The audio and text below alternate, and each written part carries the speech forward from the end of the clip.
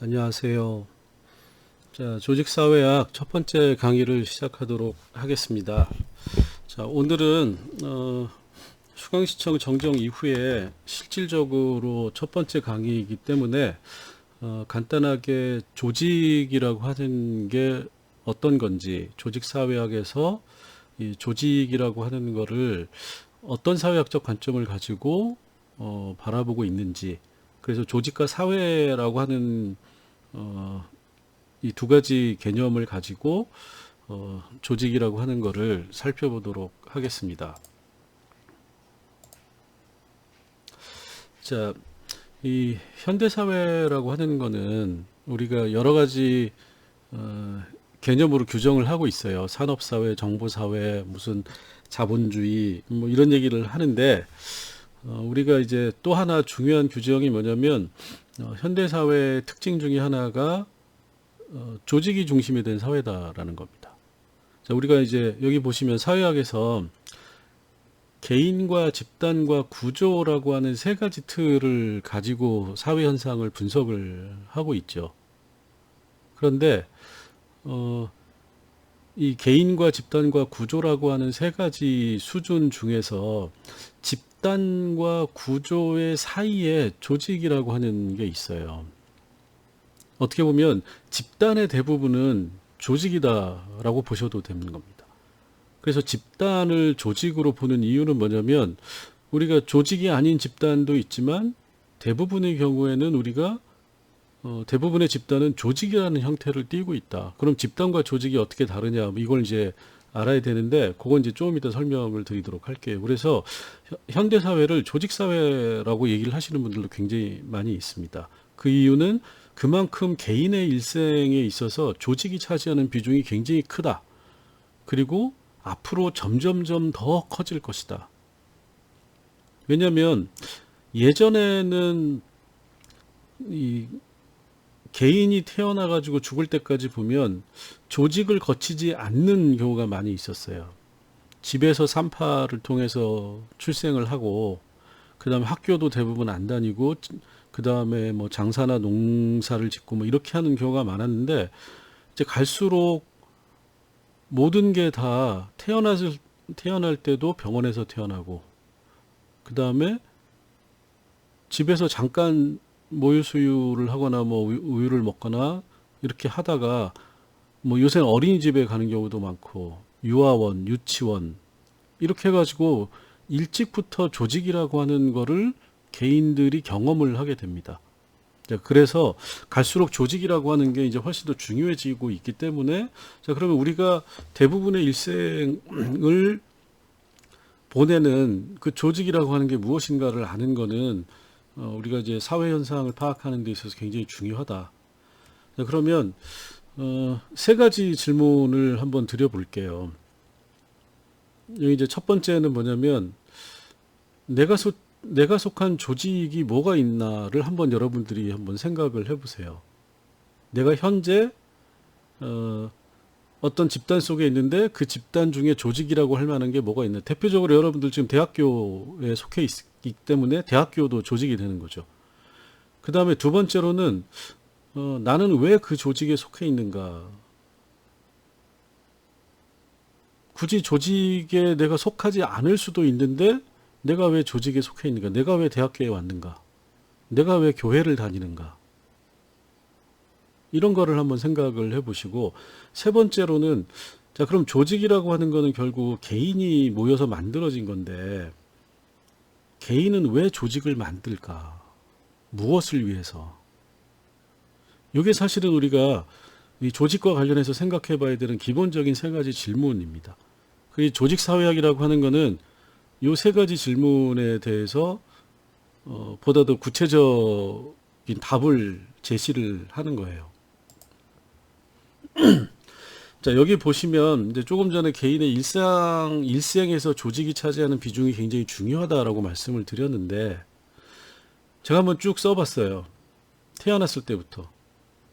병원에서 태어나서 타가소에서 길러지고 유아원 다니고 유치원 다니고 초중고등학교를 다니고 그 다음에 이제 요거는 초중고 다닐 때 예전에는 초중고 다니고 나서 대학교에 떨어지면 재수나 삼수를 하기 위해서 학원을 다녔는데 요새는 초등학생들부터 학원을 다니잖아요. 자, 그 다음에 교회나 절이나 성당, 그 다음에 대학, 그 다음에 여러 가지 이제 클럽이라고 써놨는데 클럽과 서클, 여러 가지 사적인 모임들, 커뮤니티, 군대, 기업, 그 다음에 이제 시청의 일부로 가겠죠. 그 다음에 일부는 노조에 가입하고, 또 어떤 사람들은 학회인데 이거는 뭐 꼭 교수만 다니는 게 아니라 여러분들이 이제 전문 직장인으로서 활동을 하다 보면 여러 가지 학회 같은 데에 많이 다니게 됩니다. 협회, 시민단체, 정당, 병원, 굉장히 다양한 형태의 집단과 조직들이 개인의 일생에 관련돼 있고, 이 중에서 뭐 모두 한 개인이 모든 이걸 다 경험하지는 않지만 이 중에서 한 3분의 2 정도는 대부분 다 경험을 하게 될 거예요. 경험을 하고 있고 해왔고, 그리고 이거의 대부분은 조직이라고 하는 형태를 띠고 있다라는 겁니다.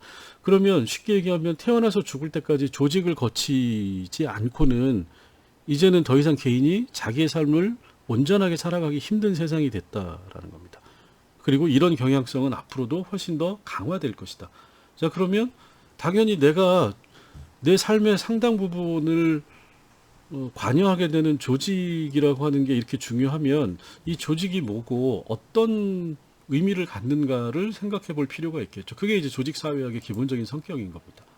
자, 그래서 여기 이제 대표적인 조직들만 모아놨어요. 학교, 기업, 시청, 교회, 클럽, 군대, NGO, 동창회, 노동조합이라고 하는 이런 이제 조직 형태들이 있는 거고, 이 다양한 형태의 조직을 우리는 일상적으로 경험을 하게 된다라는 거죠.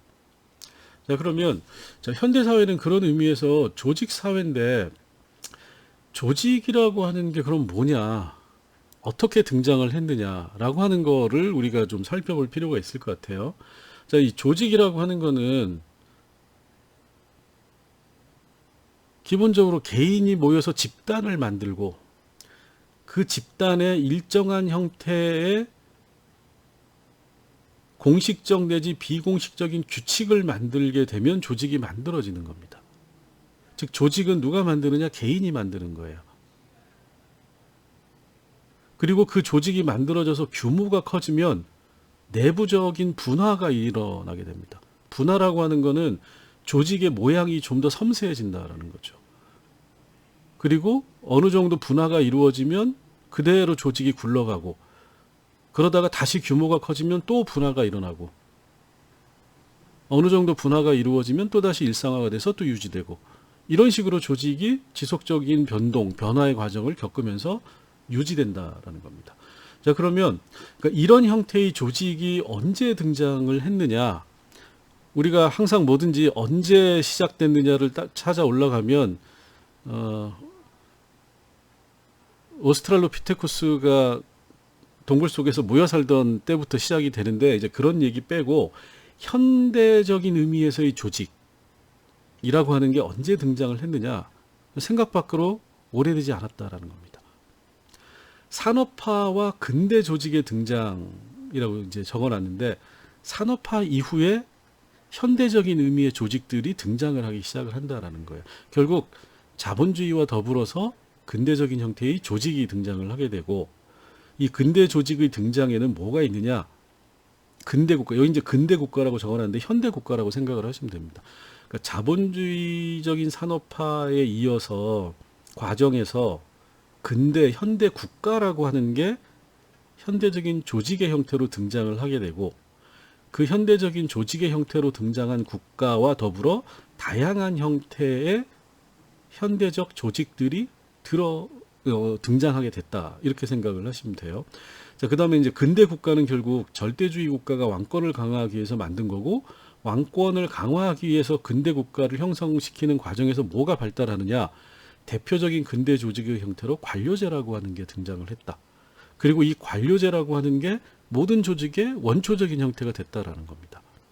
그리고 그 이후에는 관료제적 형태의 모든 조직들이 다양한 영역에서 등장을 해서 아까 말씀드린 것처럼 군대부터 해서 국가, 기업, 학교, 종교 모든 영역에 근대적인 조직 형태가 자리 잡았다.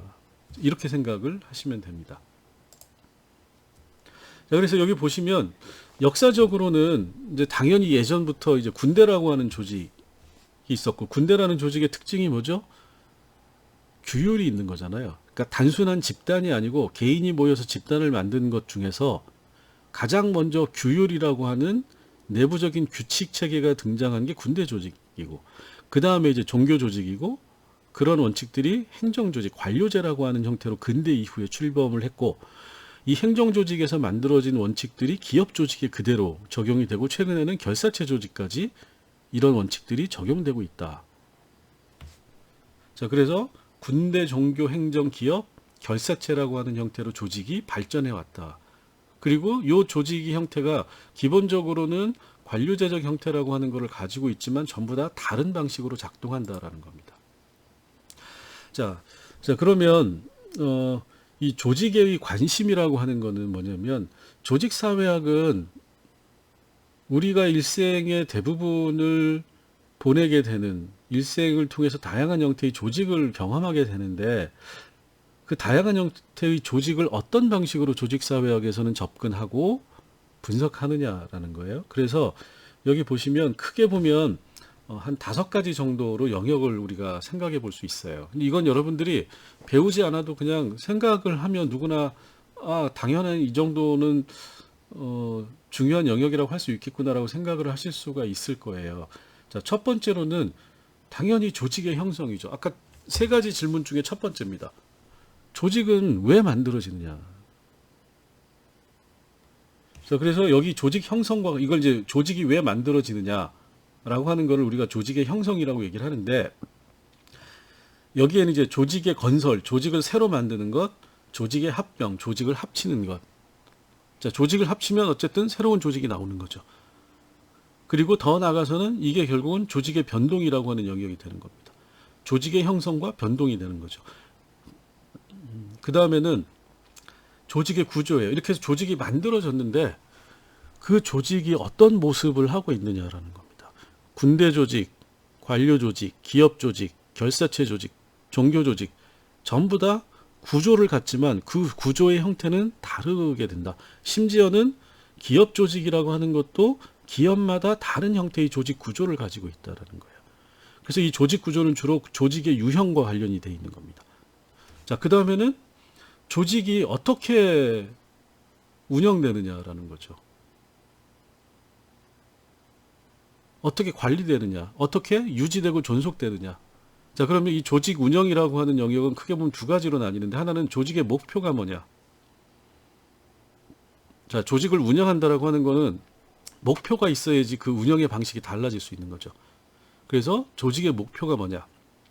그 다음에 이 조직의 목표를 달성하기 위해서 어떻게 조직을 관리하느냐가 조직 운영의 2가지 측면이다.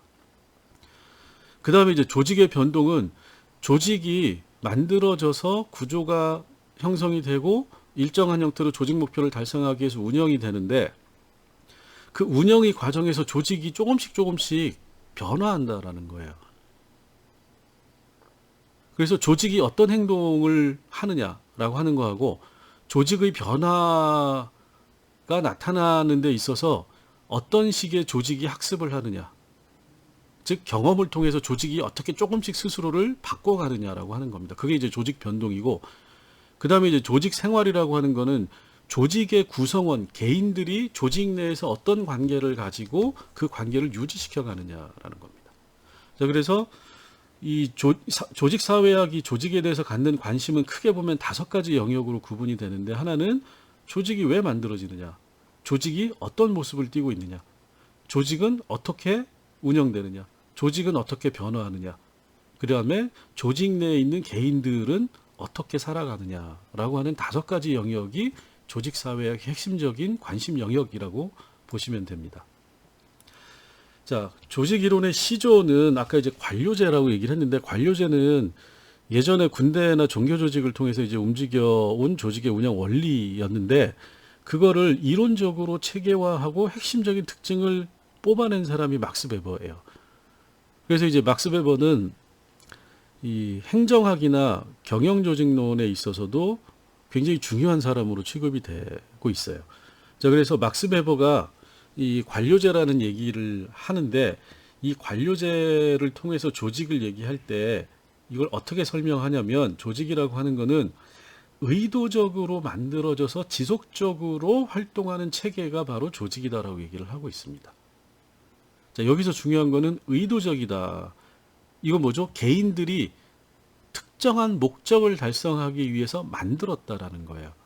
그 다음에 지속적이라고 하는 거는 어떤 얘기냐면, 일회성이 아니라 목표도를 달성할 때까지 계속해서 안정적으로 운영된다라는 겁니다. 자, 그럼 여기서는 두 가지를 알 수가 있겠죠. 첫째, 조직은 기본적으로 목표가 있어야 된다. 조직의 목적이 있어야 된다. 두 번째는 지속적으로 유지되어야 된다. 이게 이제 조직이다라는 겁니다.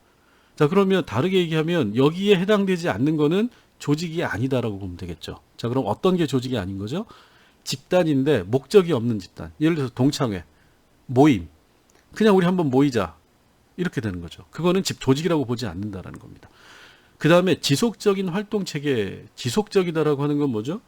축구장에 모여가지고 경기 한번 보고 흩어지면 그건 조직이 아니다라고 보는 겁니다. 자, 그래서 의도적이고 지속적인 활동 체계를 가지고 있는 가장 대표적인 조직을 막스 베버는 관료제라고 봤어요. 그리고 동시에 이 관료제의 특징이 뭐냐? 합리성이다라고 본 겁니다. 즉 의도적이라고 하는 건 조직의 목적이 있다라는 거잖아요. 관료제라고 하는 거는 조직의 목적을 달성하기 위해서 가장 합리적으로 활동하는 체계다. 이렇게 이제 정의를 내린 겁니다. 자, 그러다 보니까 그런 관료제의 특징은 어떤 조직 구조를 갖느냐? 위계라고 하는 게 명확하다. 위아래가 명확하다. 분업, 일을 나누어서 한다라는 겁니다. 자, 그래서 막스 베버가 관료제를 통해서 조직을 얘기했을 때 우리는 조직사회학에서는 세 가지를 뽑아내고 있어요. 하나는 조직은 명확한 목적이 있어야 된다. 두 번째는 조직은 집단으로서 조직 성원을 가지고 있어야 되고, 이 사람들이 지속적인 상호작용을 통해서 조직 목적을 달성하고자 해야 된다. 이렇게 이제 얘기를 하는 거죠. 이게 이제 막스 베버가 얘기했던 조직의 일반적인 이론이 되는 겁니다. 그리고 이 이론이 지금까지도 대부분의 조직 이론의 기초가 되고 있습니다. 자, 그러면 이런 막스 베버 이후에 조직 사회학이라고 하는 거를 이제 현대 사회학자들이 얘기를 많이 했는데, 대표적으로 세 사람 정도가 있어요. 그래서 이제 제일 처음에 뽑아놨는데, 파슨스는 여러분들 다 아시죠? 구조기능주의. 그래서 여기에서는 이제 조직이라고 하는 거를 기능주의적인 관점에서 해석을 해서 사회 체계의 존속에 기여하는 하위 체계가 바로 조직이다. 그리고 이 조직은 뭐냐? 특정한 목표를 달성하기 위한 체계고, 그래서 지위와 역할로 구성되어 있다라고 보는 겁니다. 그러니까 조직은 뭐냐? 결국 막스 베버의 얘기하고 크게 다르지 않은 거죠. 목표 달성을 위해서 활동하는 체계인 거고, 조직 성원들이 조직 내부에서 지위와 역할에 따라서 일정한 구조를 갖는다라고 본 겁니다. 그 다음에 이제 리틀러 같은 경우에는 여기서도 마찬가지예요. 인간이, 이 가로는 제가 써놓은 겁니다. 인간이 무엇인가를 성취하기 위해서, 개인이 무엇인가를 성취하기 위해서 고안한 사회적인 발명품 기구로 일단 존재하면 자체의 정체를 갖는 것, 이렇게 돼 있어요. 자, 그러면 무엇인가를 성취하기 위해서는 뭐죠? 목적이라고 하는 거가 조직은 있어야 된다. 조직의 목표라고 하는 게 있는 거고, 그 다음에는 또 하나 이제 리틀러가 얘기한 것 중에 중요한 건 뭐냐면, 일단 조직이 만들어지면 자체의 정체를 갖는다는 거는 자기만의 고유한 정체성을 갖는다. 그러니까 개인으로부터 조직이 만들어지는데, 만들어진 조직은 개인의 합이 아니다라는 거예요. 또 다른 개인이 된다. 이렇게 이제 이해를 하시면 됩니다. 그 다음에 이제 버나드 같은 경우에도 목표 달성을 위해 인간의 능력과 활동을 의도적으로 조정한 협동체계. 자, 결국 똑같은 얘기죠. 목표라고 하는 말은 다 들어가 있어요. 그 다음에 의도적은 아까 이제 막스 베버가 얘기했던 의도적. 협동체계는 개인들 간의 관계로 구성이 된다. 자, 그러면 이 조직사회학자들이 얘기하는 조직의 핵심은 결국 한 단어로 얘기하면 목표를 갖는 집단. 이렇게 되는 겁니다. 자, 그래서 조직은 가장 중요한 키워드가 뭐냐? 조직의 목표가 뭐냐라는 거예요. 그 조직의 목표에 따라서 아까 얘기했던 조직의 5가지 조직 사역에 관심을 갖는 영역이 다 다르게 나타난다. 이렇게 이제 생각을 하시면 됩니다.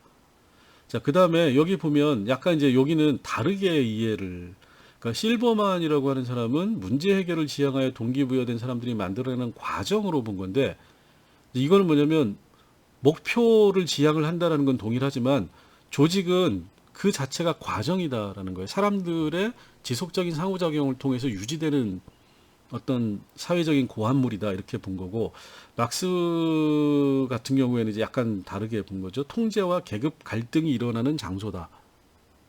결국 조직은 특정한 목표를 달성하기 위해서 동일한 목표를 가진 사람들이 모여져 있는 집단이 아니고, 그 조직 내에서 특정한 사람들이 다른 사람들을 통제하기 위해서 만든 게 조직이다라고 보는 겁니다. 그래서 앞에 3사람하고 또는 위에 4사람하고 막스주의에서는 조직을 굉장히 다르게 보고 있는 거죠.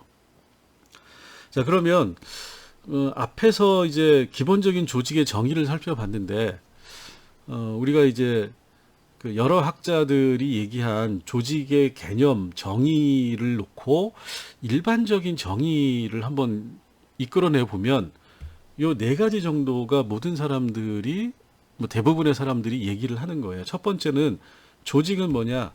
집단이다라는 겁니다. 당연하겠죠. 개인은 조직이 아니고 조직은 집단으로부터 형성이 되는 거죠. 그래서 집단인데 특수한 형태의 집합체, 특수한 형태의 집단이다라는 겁니다.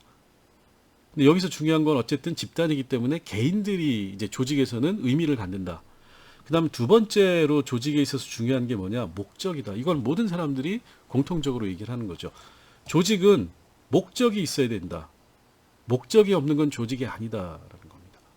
그 다음에 체계성. 체계성이라고 하는 건 아까 얘기했듯이 목적 달성을 하기 위해서 일정한 규칙을 만들어내야 된다는 거예요. 내부적인 규칙. 그래서 그 내부적인 규칙은 뭘 의미하느냐? 역할과 지위를 구조화시킨 거를 얘기를 한다라는 겁니다. 그래서 이 체계성이라고 하는 건 결국 조직 관리와 직접적인 연관성이 있다. 그 다음에 이제 영속성은 뭐죠? 지속되어야 된다는 거죠. 일회성이 아니라 지속적으로 목표가 달성될 때까지 지속적으로 존재하는 것이 조직이다. 그러면 자, 우리가 조직의 일반적인 특징은 뭐죠? 집단성, 집단이어야 된다. 목적을 가져야 된다. 일정한 체계를 가지고 있어야 된다. 그 다음에 지속적으로 존재해야 된다. 이거를 우리가 조직이라고 한다. 자, 그러면 여기에 해당되지 않는 거는 조직이 아니다 라고 생각을 하시면 됩니다. 자, 그 다음에 이제 조직에 대해서는 4가지 특징을 가지고 살펴봤는데, 그 다음에 여러분들이 생각을 해봐야 될 게 뭐냐면 조직과 제도라고 하는 게 뭔지 그 차이를 좀 구분을 하셔야 돼요. 조직이라고 하는 거는 아까 말씀드린 일반적인 정의에 의하면 공통의 목표를 가진 특수한 형태의 집단, 이렇게 이제 일반적으로 얘기를 할 수가 있는 거잖아요. 제도는 집단이나 조직이 아니고 사회의 존속을 위해서 구성원이 지켜야 하는 것으로 인정이 되는 규범이나 규칙을 얘기를 하는 겁니다. 그걸 우리가 제도라고 얘기를 해요.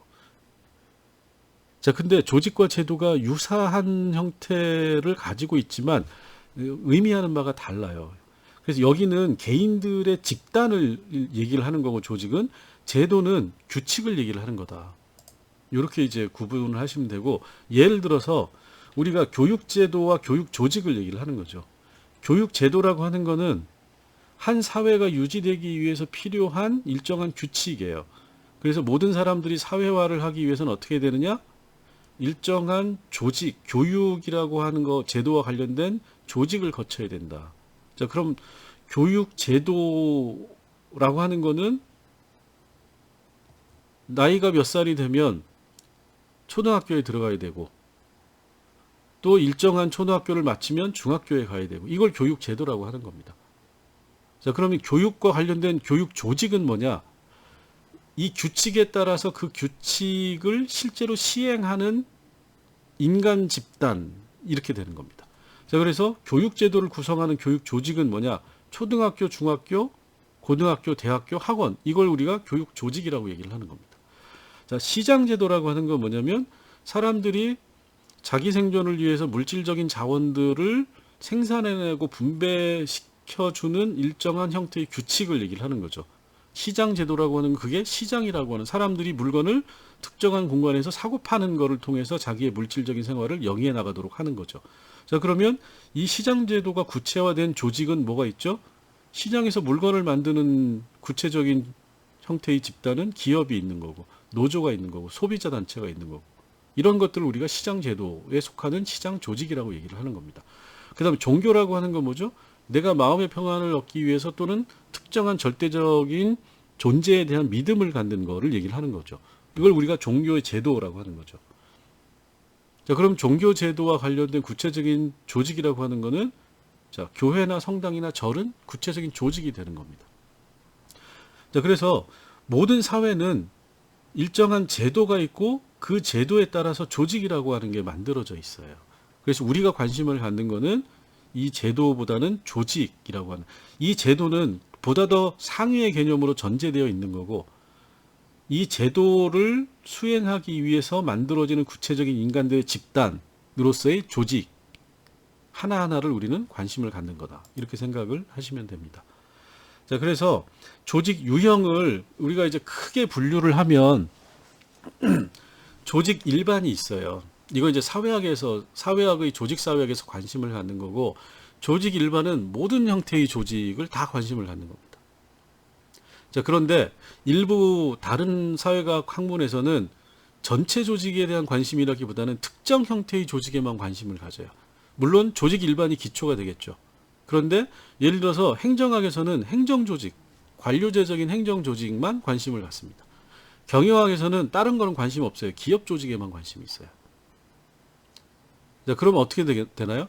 사회학에서는 기업 조직이나 행정 조직을 포괄해서 모든 조직의 일반적인 형태라고 하는 보편적인 형태에 관심을 가지고 있고, 이거를 토대로 해서 행정학이나 경영학에서는 이런 조직 일반과는 구분되는 특정한 형태로서의 기업 조직에 대한 관심, 또는 특정한 형태로서의 행정 조직에 대한 관심을 가지고 조직에 대해서 얘기를 하는 겁니다. 예를 들어 사회복지학에서도 똑같은 걸 할 수 있는 거죠. 예를 들어 사회복지학에서는 조직 일반에서 사회학에서 쭉 얘기를 하면 그 중에서 사회복지 조직이라고 하는 거에 대해서만 관심을 가지고 그 특징들을 살펴볼 수가 있는 거죠. 그래서 조직 사회학이 실제로 대부분의 이 다른 학문의 조직과 관련된 관심에 일종의 그 바탕을 제공을 해주고 있습니다.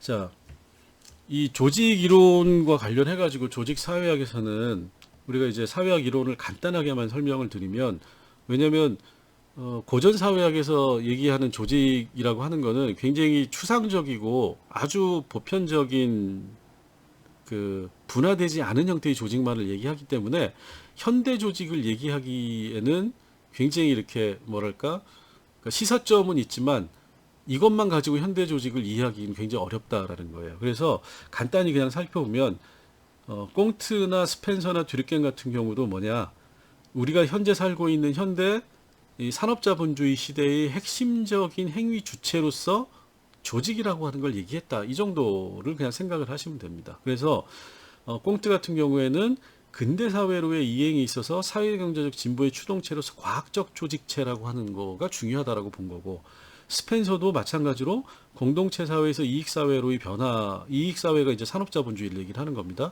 산업자본주의에 있어서는 근대적 조직이 등장을 했고 이게 굉장히 중요한 역할을 한다. 듀르갱도 유기적인 연대로 이익 집단 사회에서는 사회 조직이라고 하는 게 굉장히 중요한 의미를 갖는다.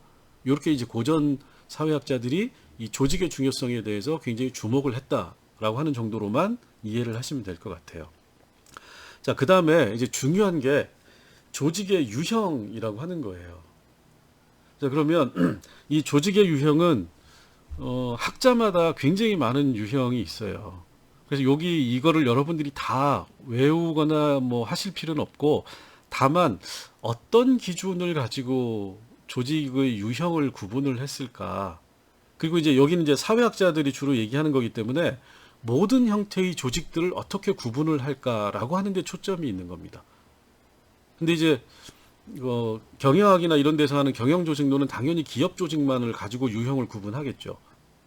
자, 그래서 여기 보시면 이제 막스 베버 같은 경우에는 조직의 지배구조, 조직 내의 권력 관계를 가지고 조직을 구분을 했어요. 그래서 카리스마적인 조직, 전통적 조직, 관료적 조직 이렇게 이제 세 가지로 구분을 했고, 블라우 앤 스코트는 되게 유명한 이제 조직 사회학자인데, 이 조직 활동을 통해서 어떤 사람이 득을 보느냐라고 하는 기준을 가지고 조직을 분류를 했는데, 이제 여기 보면 호혜적인 조직, 사업 조직, 서비스 조직, 공익 조직 이렇게 돼 있어요. 근데 이제 여기서부터는 쭉 보시면 어, 결국에는 사업 조직이라고 하는 거는 물질적인 삶을 우리들이 이 현대 사회를 살아가는 데서 먹고 살아야 되는 거기 때문에 물질적인 기반과 관련된 얘기들을 별도의 조직 유형으로 뽑아놨어요.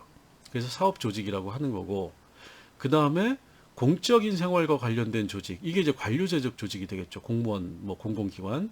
그 다음에 호혜적인 건 이제 민간 조직입니다. 사람들이 먹고 사는 문제를 해결하고 나서 그 이후에 어떤 다른 거를 특정한 목적을 달성하기 위해서 만든 자발적 조직을 호혜적 조직으로 얘기를 해놨고, 그 다음에 이제 서비스 조직이라고 하는 거는 먹고 사는 것 이외의 다른 사회적인 문제를 해결하기 위해서 되는 사회 서비스 조직 이렇게 이제 구분을 한 겁니다. 그래서 호혜적 조직, 사업 조직, 서비스 조직, 공익 조직인데 파슨스도 얘기는 다르지만 비슷한 얘기예요.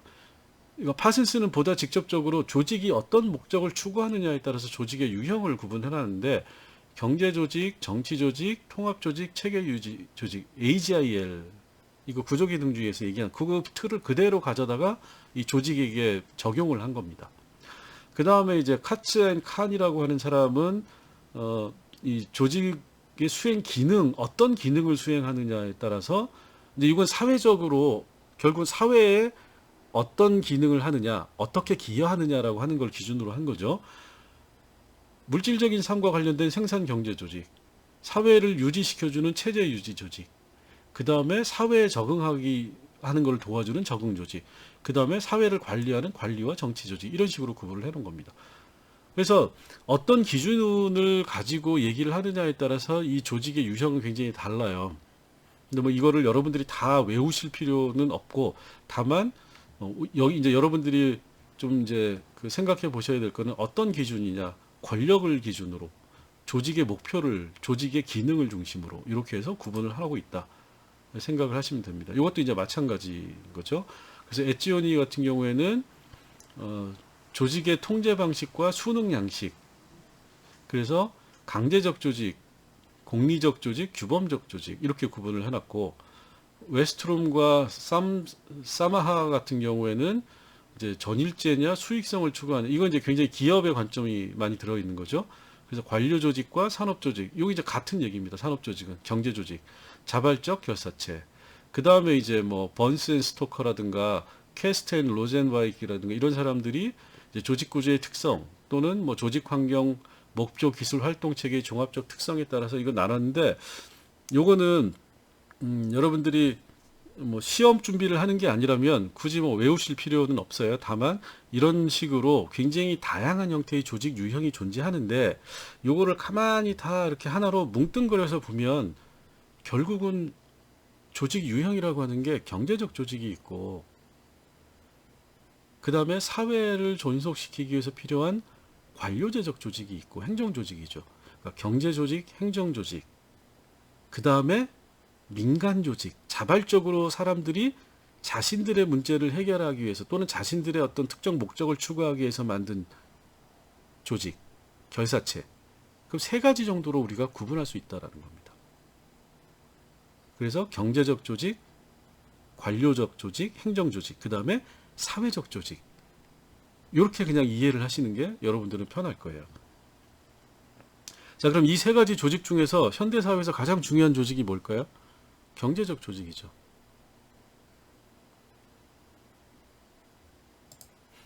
자, 그래서 여기까지 해가지고 오늘은 간단하게 이 조직 유형 중심으로 해가지고 조직이 뭐고, 그 다음에 사회학에서 조직을 어떻게 얘기하고 있고, 그 다음에 조직과 집단이 어떻게 다르고, 조직과 제도가 어떻게 다르고, 그 다음에 조직 사회학에 관심을 갖는 영역이 어떤 게 있고, 그 다음에 조직의 유형이라고 하는 게 어떤 기준으로 구분이 되는지, 이런 거를 이제 간단하게 살펴봤습니다. 그래서 요거는 우리가 이제 조직 사회학은 여러분들이 실제로 대학교를 졸업하고 사회에 나가서 경험하는 대표적인 조직들이 어떻게 작동하는가를 살펴보는 게 목적인데, 아까도 말씀드렸듯이 조직 유형 중에서 현대사회에서 가장 중요한 거는 결국 경제적 조직이에요. 그래서 이제 경영조직론이 이제 굉장히 기업 조직을 전문적으로 다루고 있기 때문에, 이 기업 조직에 대한 얘기들이 조직사회학에서 굉장히 중요하게 다루어지고 있고, 보편적으로 모든 조직 유형을 다루는 사회학에서도 이 기업 조직에 대한 얘기를 굉장히 많이 하고 있어요. 그래서 이 조직사회학 수업 시간에는 기본적으로는 이 보편적인 모든 조직을 다 얘기하지만 초점은 역시 기업 조직에 있다. 그래서 현대 기업 조직이 어떻게 등장을 해서 어떻게 변화해가고 어떤 조직 구조를 가지고 어떤 식으로 어떤 유형 하에서 어떤 그 식으로 변화해가고 있는가라고 하는 거를 이제 하나하나씩 차분히 살펴보도록 하겠습니다. 자, 수고하셨습니다. 오늘은 여기까지 하겠습니다.